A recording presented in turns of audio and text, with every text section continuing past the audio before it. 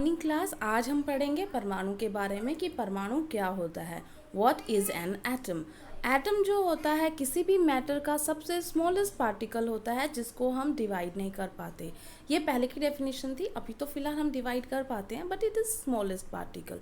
अगर आप बात करें परमाणु की, तो आप ये समझिए कि पदार्थ को अगर हम डिवाइड करते रहें, छोटा करते रहें तो एक ऐसी लिमिट आएगी कि उसके बाद हम उसको छोटा नहीं कर पाएंगे। इसका मतलब वो सबसे छोटी इकाई जो है वो परमाणु कहलाती है। आप इसको दूसरे तरीके से भी समझ सकते हैं। फॉर एग्जाम्पल कोई बिल्डिंग है, हमने कोई भी बिल्डिंग बना दी, ठीक है, बहुत बड़ी बिल्डिंग है। तो ये जो बिल्डिंग है, अगर इसकी सबसे सूक्ष्मतम इकाई जो बार बार रिपीट होकर इस बिल्डिंग को जिसने बनाया वो है ईंट, ठीक है ना। तो जो इस हिसाब से जैसे ईंट का रिश्ता इस बिल्डिंग से है, वैसे ही एटम का रिश्ता होता है किससे? मैटर से, पदार्थ से, ठीक है। आप दूसरे तरीके से भी समझ सकते हैं। फॉर एग्जाम्पल हमारे पास कोई पहाड़ है, ठीक है ना, बहुत बड़ी चट्टान है, और उसका अगर सूक्ष्मतम इकाई हम बात करेंगे तो रेत का छोटा सा जो कण होता है वो बनाता है, ठीक है। तो जो रेत का कण है वो कितना छोटा होता है। वैसे तो रेत के कण हम देख सकते हैं, लेकिन हम एटम को नहीं देख पाते। अभी हम अगले टॉपिक में यही पढ़ेंगे कि रेत का कण तो एक तरीके से जैसे उस चट्टान को बनाने में हेल्प कर रहा है, ऐसे ही एटम जो है वो पदार्थ को बनाने में, मैटर को बनाने में हेल्प कर रहा है। एटम को हिंदी में हम परमाणु कहते हैं। अब बात करते हैं कि ये जो परमाणु होता है ये कितना छोटा है। ये परमाणु इतना इतना इतना ज़्यादा छोटा होता है कि आप इसको नेकेड आई से नहीं देख सकते, मतलब सिंपल अपनी आँखों से नॉर्मल नहीं देख पाते।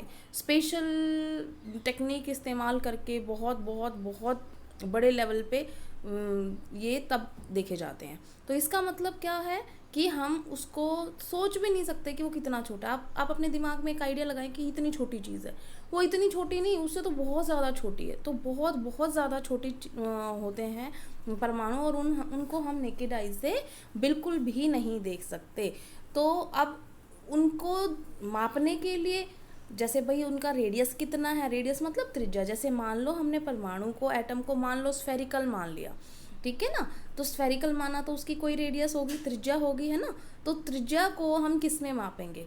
तो वो इतना छोटा होता है, इतना छोटा होता है कि परमाणु त्रिज्या जो होती है, एटॉमिक रेडियस जो होता है, उसको हम नैनोमीटर में मापते हैं। और जो 1 नैनोमीटर होता है वो 1 nanometre is equal to 10⁻⁹ metre. अब आपको अगर ये बात समझ में नहीं आई तो मैं आपको थोड़ा करके दिखाती हूँ कि आपको 1 मिलीमीटर दिखाई देता है ना, छोटा सा। 1 सेंटीमीटर तो पता है ना आपको। 1 सेंटीमीटर के अंदर 10 टुकड़े दिखते हैं आपको, 10 भाग होते हैं ना उसके। उसका जो एक भाग है वो 1 mm होता है, और वो जो 1 mm होता है वो 10⁻³ मीटर होता है। इतनी बात समझ में आ गई। अब आप सोच के देखो 1 मीटर कितना था, कितना होता है 1 मीटर, पता है ना आपको। एक हाथ पूरा बड़ा कर देते हो आप तो 1 मीटर होता है। तो 1 मीटर का जब हमने 1/1000वां हिस्सा किया तो क्या आ गया? मिलीमीटर, ठीक है ना। वो कितना छोटा होता है 1 मीटर, मीटर के कंपैरिजन में मिलीमीटर। अब आप सोच के देखो ये उसका कितना हो गया, 1000वें का भी 1000वां, मिलीमीटर के 1000वें का भी 1000वां। कितना कितना कितना छोटा होगा। तो इसका मतलब एटम्स जो होते हैं, परमाणु जो होते हैं, वो बहुत बहुत ज़्यादा छोटे होते हैं साइज़ में। अब आते हैं हम कि अगर हम अंदाज़ा लगाएं कि कौन त्रिज्या कितनी है हाइड्रोजन के एटम की या किसी और मॉलिक्यूल की, तो अंदाज़न हम लगा रहे हैं, किसी और से कंपैरिजन कर रहे हैं। तो आप ये देखिए, सेब आपको दिखाई देता है। सेब जो होता है वो 10⁻⁻1 मीटर होता है, ठीक है ना। तो अब यहाँ पे देखो आप, हाइड्रोजन का जो परमाणु है, हाइड्रोजन का जो एटम है वो कितना है? 10⁻⁻10 मीटर। ये बात समझ रहे हो आप? बहुत बहुत बहुत बहुत बहुत छोटा होता है, ठीक है। इसको आप थोड़ा सा और इस तरीके से समझो। फॉर एग्जाम्पल देखो, अब हमने शुरुआत की सेब से। सेब आपको दिखाई देता है 10⁻⁻1 है। चींटी मतलब कीड़ी आपको दिखाई देती है वो 10⁻³ है। रेत का कण, बिल्कुल सूक्ष्मतम कण जो बिल्कुल हल्के से पानी में घुले हुए दिखाई देते हैं आपको, घुलता तो है नहीं रेत, लेकिन फिर भी वो कण दिखाई देते हैं, वो 10⁻⁴ है। हीमोग्लोबिन अणु उससे आधा है, 10⁻⁴ था, वो 10⁻8 है, तो उससे बिल्कुल और भी ज़्यादा कम हो गया। और उसके बाद अणु अभी आएंगे आपके, जब एटम मिलते हैं तब अणु बनता है, तो वो थोड़ा बड़ा होता है एटम से, क्योंकि उसमें एटम और एटम मिल रहे हैं, ठीक है ना। ग्रुप बना रहे एक तरीके से, आप ये समझ लो। तो इस वजह से उसका साइज थोड़ा सा बड़ा होता है एटम से। और उसके बाद एटम का साइज दिखाया 10⁻⁻10। तो अब आप समझ सकते हो कि कितना छोटा होता है एटम का साइज। अब अगर हम बात कर रहे हैं कि इनको जो एटम होते हैं कैसे हम इनको समझते हैं कि ये किसका एटम है, तो उसके लिए सिंबल निर्धारित किए गए हैं। शुरुआत में अलग अलग तत्वों के अलग अलग प्रतीक बनाए गए थे बहुत शुरुआत में। जैसे फॉर एग्जांपल ये आप देख पा रहे हो, डाल्टन ने कुछ जो तत्वों के प्रतीक बनाए थे। तो ये जो आपको दिखाई दे रहे हैं ये अभी यूज़ नहीं होते, तो आपको इनको कोई मेमोराइज करने की ज़रूरत नहीं है, याद करने की ज़रूरत नहीं है। ये जो हैं ये जस्ट ये बताया गया है कि ऐसे टाइप के सिंबल यूज़ किए जाते थे पिछले डाल्टन ने जब बताया था तब। अब ये इस्तेमाल नहीं किए जाते हैं। अब क्या इस्तेमाल किए जाते हैं वो हम आज पढ़ेंगे। तो यहाँ पर देखो, जैसे उसने बोला कि हाइड्रोजन के लिए हम क्या इस्तेमाल करते हैं। हाइड्रोजन, देखो हिंदी में भी हाइड्रोजन ही बोलते हैं बेटा। हाइड्रोजन के लिए हम इस्तेमाल करते हैं H। उसके बाद दूसरा नंबर आता है हीलियम का। हीलियम का He। बेटा अब आपको थोड़ी सी बात बताती हूँ। जब भी आप कोई एलिमेंट लिखेंगे, ये तत्वों के नाम हैं, ये तत्व हैं हाइड्रोजन, हीलियम, कार्बन, ऑक्सीजन जो आएंगे। जब भी हम कोई तत्व का सिंबल लिखते हैं तो उसका स्टार्टिंग जो होती है वो कैपिटल लेटर से होती है। अगर उसमें एक ही लेटर है तो वो कैपिटल होगा, और अगर उसमें दूसरा लेटर है तो वो स्मॉल होगा। जैसे हीलियम के अंदर 2 लेटर था तो हमने पहला वाला तो कैपिटल किया, दूसरा वाला स्मॉल किया। इसी तरीके से हम आगे सिंबल लिखेंगे। जैसे आपने जो सुने होंगे उन तत्वों के नाम बता देते हो। आपने लोहा सुना है ना लोहा। तो लोहा जो होता है, लोहा का सिंबल होता है F और E, ठीक है। जिंक सुना होगा आपने, ठीक है ना, क्या सुना होगा, जिंक। तो जिंक का सूत्र क्या होता है, Zn। चांदी सुनी है आपने, चांदी, तो चांदी का सिल्वर का क्या होता है सूत्र, A और G। सोना का सूत्र क्या होता है, AU, ठीक है। केमिस्ट्री में इनके अलग अलग सिंबल हैं, तो आपको ये याद होने चाहिए। कब तक याद होने चाहिए, कहाँ तक, वो मैं आपको बता दूंगी। फिलहाल आपको 1 से 20 तक याद होने चाहिए, उनकी परमाणु संख्या, उनका नाम। तो अगर एक सारणी आएगी, वो मैं पहले ही बता देती हूँ आपको कि आपको एक सारणी आएगी, वो सारणी याद करनी है आपने।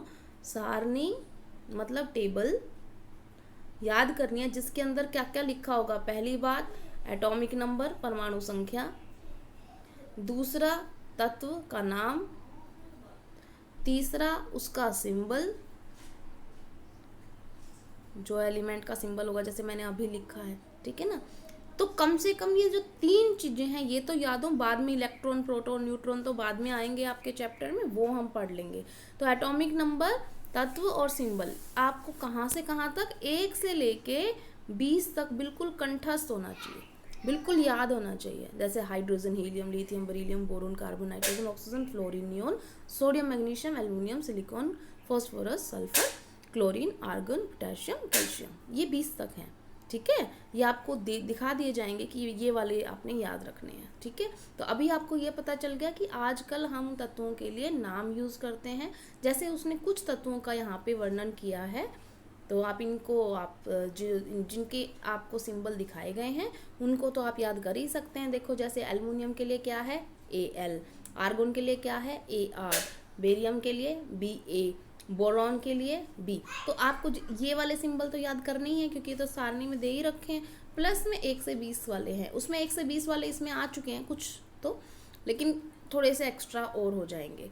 अब बात करते हैं हम कि जो हमारे पास ये एटम होते हैं, इनका कितना परमाणु द्रव्यमान होता है। जो एटम होता है द्रव्यमान, उसका कितना होता है।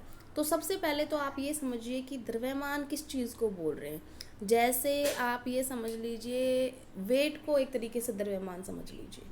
तो वेट जो होता है, जैसे हमारे में कितना वजन है, वैसे परमाणु में कितना है उसे द्रव्यमान बोल रहे हैं हम, ठीक है। तो द्रव्यमान जो है किसके कंपैरिजन में निकाला गया बेटा, क्योंकि देखो हमने क्या किया, फॉर एग्जांपल मैंने एक लाइन खींची, ठीक है। अब आपको ये लाइन छोटी करनी है, तो आप कैसे करेंगे? ये छोटी लाइन करनी है आपको, तो आपने इससे बड़ी लाइन खींच दी, और अगर आपको इसको बड़ा करना था तो एक छोटी लाइन खींच देते। इसका मतलब क्या हुआ? कंपैरिजन।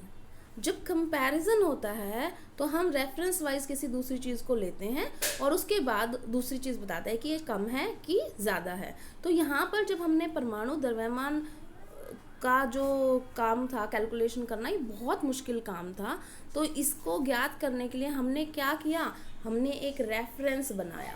रेफरेंस का मतलब जिसको हम ये लगा सके कि भाई इसको देख के हम दूसरे का लगाएंगे कि कितना है, कम है, ज़्यादा है, कितना कम है, कितना ज़्यादा है। जैसे मैंने अभी एक लाइन खींची थी, उस लाइन वो छोटी थी बड़ी थी, वो इस बात पे डिपेंड कर रही थी कि वो दूसरी लाइन क्या है, कितनी बड़ी है। ठीक है, तो रेफरेंस में हमने कौन सा वाला एलिमेंट लिया? सबसे पहली बात हमने कार्बन तत्व लिया। कौन सा तत्व लिया? रेफरेंस कार्बन तत्व लिया। और कार्बन में भी कौन सा? उसका जो समस्थानिक आइसोटोप है 12, कार्बन 12। 12 इसलिए लिख रहे हैं क्योंकि उसका जो द्रव्यमान है वो 12 है। ठीक है, तो जो परमाणु द्रव्यमान है वो 12 वाले कार्बन के हिसाब से हम निकालते हैं अलग अलग तत्वों का। ठीक है, तो ये कैसे किया, ये कैसे कैलकुलेट करते हैं, तो हम इसके लिए यहाँ पर आते हैं। देखो अभी आपको यहाँ पे आता है, ये हो गया हमारा कि शुरुआत में कैसे हमने किया, रेफरेंस कैसे माना है। देखो 1961 में परमाणु द्रव्यमान को ज्ञात करने के लिए परमाणु द्रव्यमान इकाई, इसका मतलब एटॉमिक मास यूनिट, कार्बन 12 के समस्थानिक को मानक संदर्भ के रूप में सार्वभौमिक रूप से स्वीकार किया गया था। ये मैं क्या बता रही थी आपको? वही बता रही थी कि कार्बन 12 आइसोटोप को रेफरेंस माना गया था। कब माना गया है? 1961 में। अब उसको मान लिया रेफरेंस, तो किसी और तत्व को हम कैसे क्या करेंगे, कैसे निकालेंगे?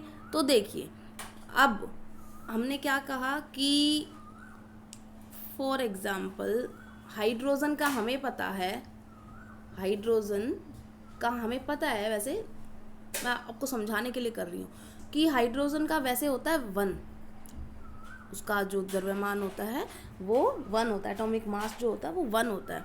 तो अगर इसका मैं बताऊं कि हाइड्रोजन का कार्बन के हिसाब से लिखूं तो कितना है ये कार्बन का?